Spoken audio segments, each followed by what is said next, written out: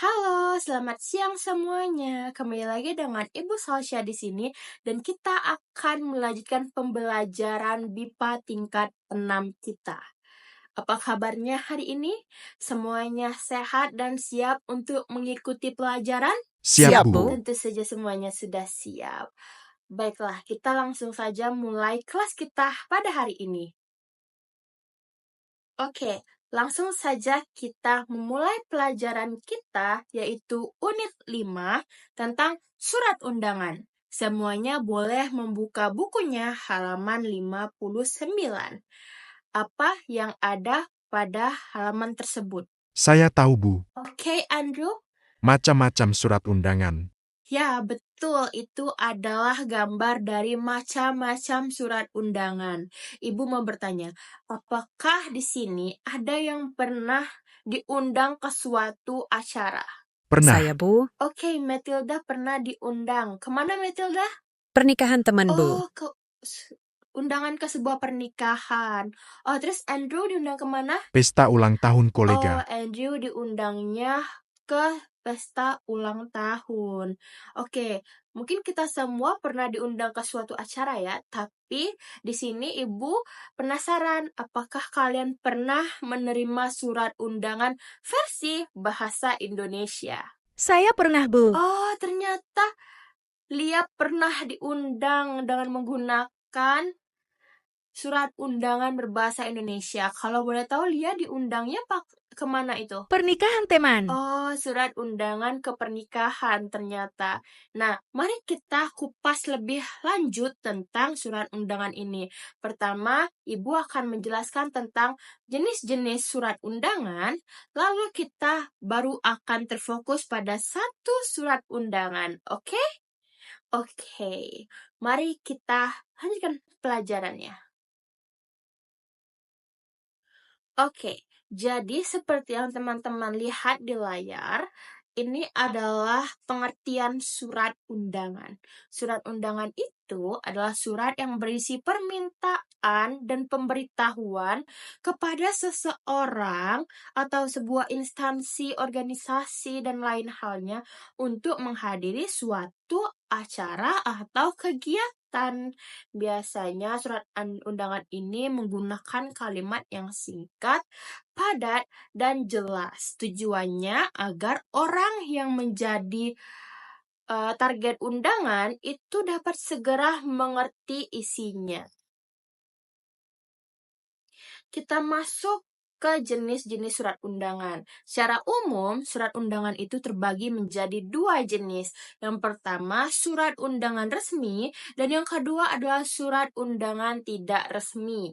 Surat undangan resmi yang pertama itu adalah surat yang dikeluarkan oleh sebuah instansi atau lembaga resmi untuk mengundang pihak lain dalam acara formal, seperti rapat dinas atau seminar.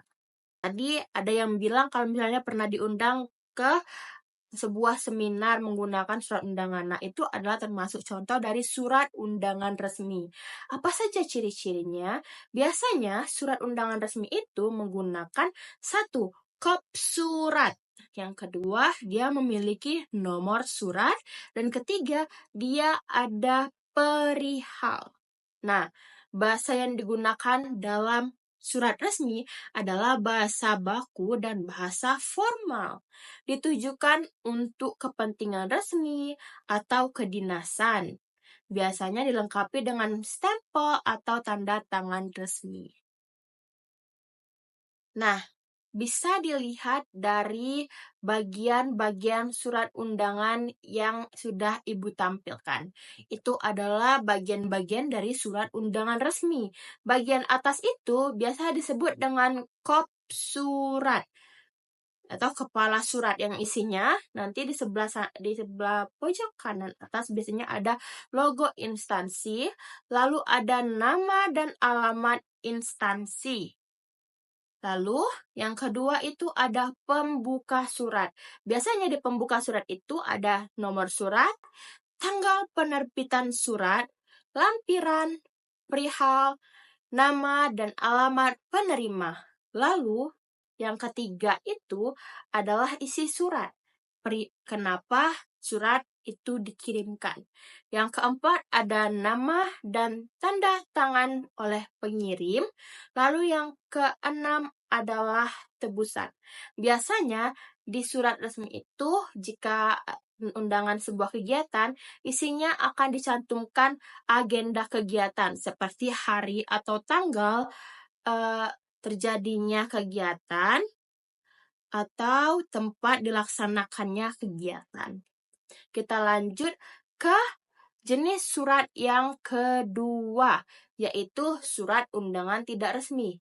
Surat undangan tidak resmi itu surat yang digunakan untuk mengundang teman atau keluarga dalam acara santai dan bersifat pribadi. Contohnya tadi Matilda diundang ke acara pernikahan atau diundang ke acara ulang tahun. Itu contoh surat undangan tidak resmi.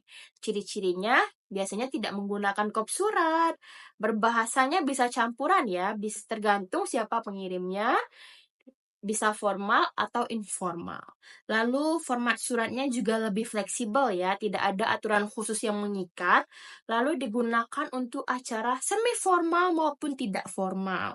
Untuk bentuknya kita bisa lihat di layar yang Ibu tampilkan itu. Biasanya bentuknya itu ada judul surat seperti surat undangan gitu. Selanjutnya alamat yang dituju kepada siapa nanti penerima suratnya. Biasanya kepada teman saya, Albert gitu. Isi surat biasanya berisi tujuan mengirimkan surat. Lalu yang terakhir itu pengirim seperti Dear Love gitu. Your sincerely kalau di bahasa Inggris itu, kalau di bahasa Indonesia itu salam manis siapa? Matilda. Salam manis Matilda begitu. Oke. Mungkin itu adalah sekilas besar pembahasan tentang jenis-jenis surat yang ada di Indonesia. Mari kita lanjut membahas surat undangan resmi. Nah, untuk lanjut ke pembelajaran selanjutnya, Ibu mau kalian mendengarkan dialog percakapan halaman 60. Di sana Ibu akan putarkan dialognya dan kalian bisa mengikuti mendengarkan sambil membaca dialog yang tertera di halaman 60. Oke? Kita mulai ya. 1, 2, 3. Selamat siang, Pak. Selamat siang, Bu. Ada yang bisa saya bantu? Permisi, Pak. Saya dari Yayasan Kanker Indonesia. Kami mengundang Bapak dalam acara penggalangan dana, Pak. Oh, begitu. Penggalangan dana untuk apa ya, Bu? Penggalangan dana untuk Yayasan Kanker Indonesia, Pak. Kami adalah lembaga non-profit yang peduli terhadap penyakit kanker dan mengampanyekan pencegahan serta pengobatan kanker, Pak. Jadi penggalangan dana untuk kanker ya? Kapan dan di mana acaranya, Bu? Betul, Pak. Rencananya malam penggalangan dana akan dilaksanakan pada Senin 7 Oktober 2019, mulai pukul 19 sampai 22 di Aula Insan Berprestasi, Gedung A Kementerian Pendidikan dan Kebudayaan, Pak. Di mana itu alamatnya, Bu? Di Jalan Jenderal Sudirman, Kompleks Kementerian Pendidikan dan Kebudayaan, dekat dengan Stadion Gelora Bung Karno, Senayan, Pak. Baik, terima kasih undangannya, Bu. Saya akan datang. Terima kasih, Pak. Sama-sama, Bu. Baiklah, kita sudah bersama-sama mendengarkan percakapan atau dialog dari sebuah undangan lisan atau undangan melalui percakapan. Nah, ada beberapa informasi yang sudah kita dapatkan. Boleh nanti satu-satu menyampaikan informasi yang mereka dapatkan, yang kalian dapatkan, oke? Oke, yang pertama, Andrew. Pengirimnya Ibu Cahya dari Yayasan Kanker Indonesia. Oh, Andrew bilang kalau yang mengirimkan undangan adalah Yayasan Kanker Indonesia melalui Ibu Cahya. Benar sekali. Lalu Matilda? Penerimanya Pak Andi. Oh, Matilda bilang kalau misalnya penerima undangan tersebut adalah seseorang bernama Pak Andi.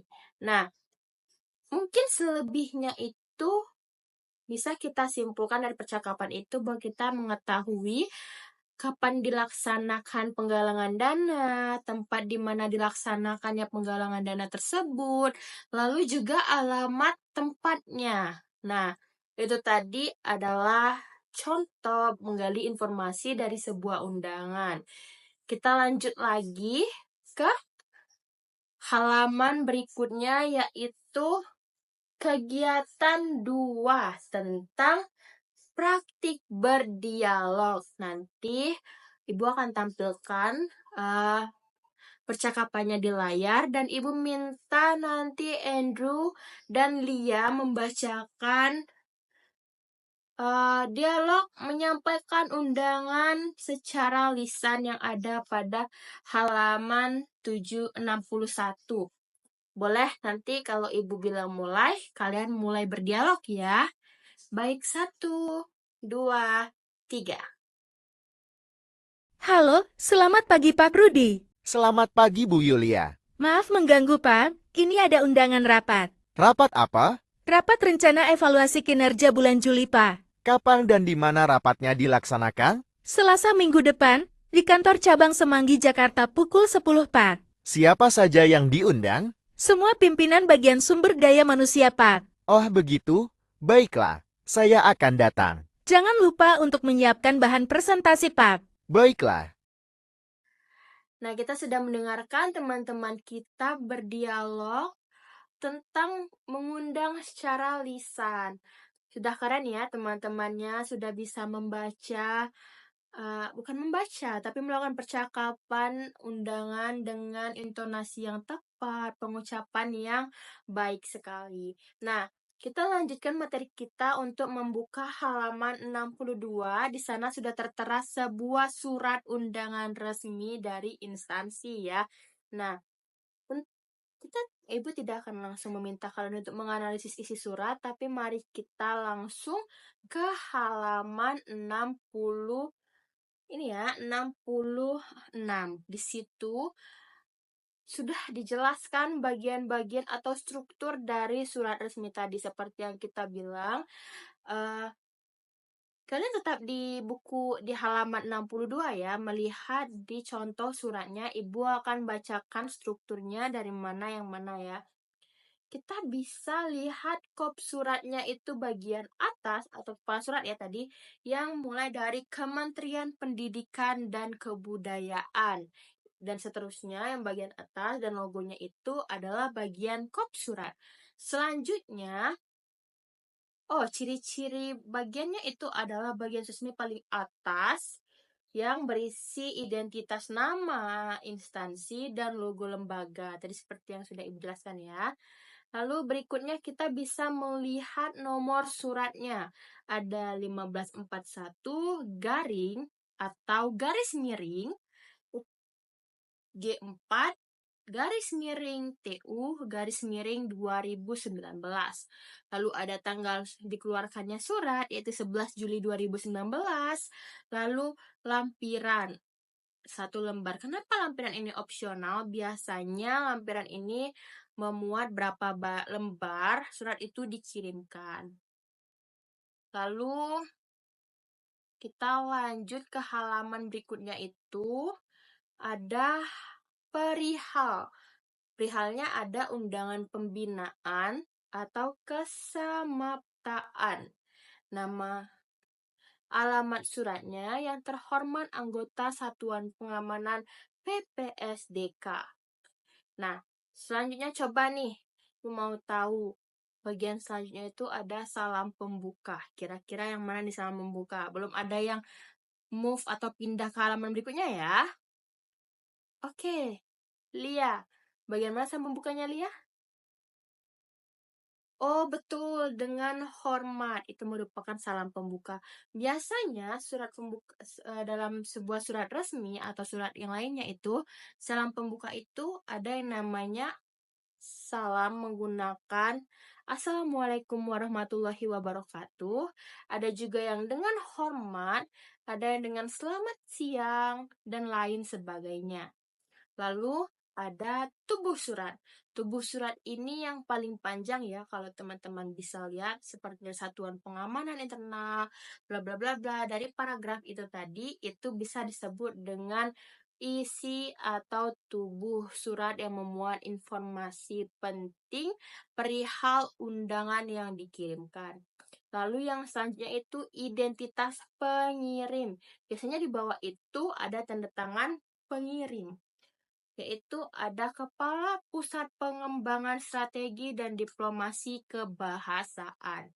Lalu tembusan. Tembusan ini opsional karena berisi informasi pihak lain yang juga menerima surat yang sama atau salinannya selain penerima utama. Keberadaan tembusan juga bersifat opsional, hanya dicantumkan jika memang diperlukan.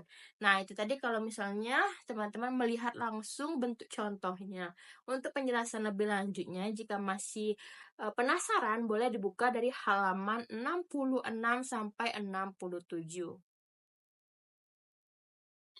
Nah, itu tadi adalah semua hal yang perlu kita ketahui atau kita pelajari di unit 5 surat undangan ini.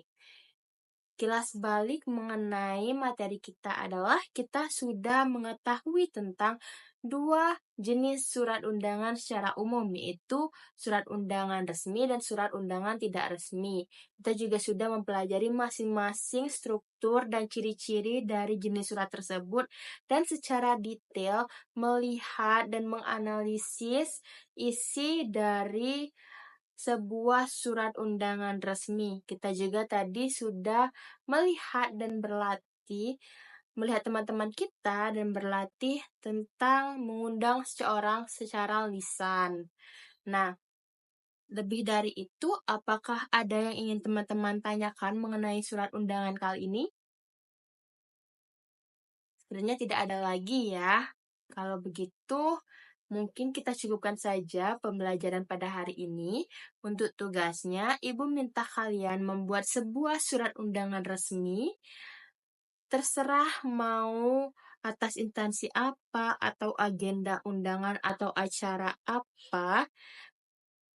Kalian bisa melihat contoh surat yang bertebaran di internet atau di Google, atau boleh juga mencontoh buku. Untuk materi selanjutnya, mungkin kita akan membahas lebih jauh tentang surat undangan pribadi atau surat undangan semi formal. Karena kita belum tahu nih, ada beberapa bentuk jenis surat yang lainnya yang ada di Indonesia. Oke, Ibu cukupkan sampai di sini. Marilah kita tutup pembelajaran pada hari ini bersama-sama. Sampai jumpa semuanya. Semoga di kesempatan selanjutnya kita masih bisa bertemu seperti ini dalam kesehatan sehat, siap, dan bersemangat. Sampai jumpa.